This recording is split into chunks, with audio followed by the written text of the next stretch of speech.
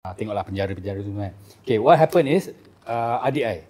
Okay, so ada satu malam ni dia balik lah lepas dia berhibur.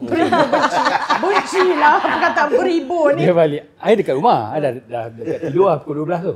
So dia balik, kita stay in the same home kan. So dia balik, dia terlanggar kereta orang. Okay. So actually kereta tu dah dia parking kat tepi, dia tergesek. Sorry, bukan dia. Kawan dia tergesek. Tapi dia ikut kereta belakang kawan dia.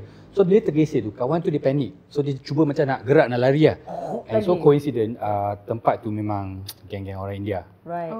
So dapatlah cekuk budak tu kan. So dia pukul lah. Then my brother pula dia macam nak jadi hero. Dia macam bising lah. So this is what I heard. So dia pergi dah macam nak fight lah semua. Interfere lah. Lepas tu I think ada orang dekat sana sebab dia dalam kawasan perumahan kita. So ada orang kena adik I, dia call I. So, can you please come over? So I pergilah. Bila I sampai tu memang I think ada dekat 20 lebih orang tengah pukul dia. Wow. Dia dengan kawan dia dekat tengah. So what I did was I just jump in sebab aku tahu kalau aku fight pun tak guna. How gonna fight with so many people kan? Ramai. Lepas tu kalau ada senjata kan? Kita tak tahu. So I masuk je, I just peluk, like tahan lah, guna body I tahan. Lepas tu I cakap sorry, I just cakap sorry. Tarik je adik keluar. Then after that I think masa tengah tarik tu ada orang pukul belakang I sini.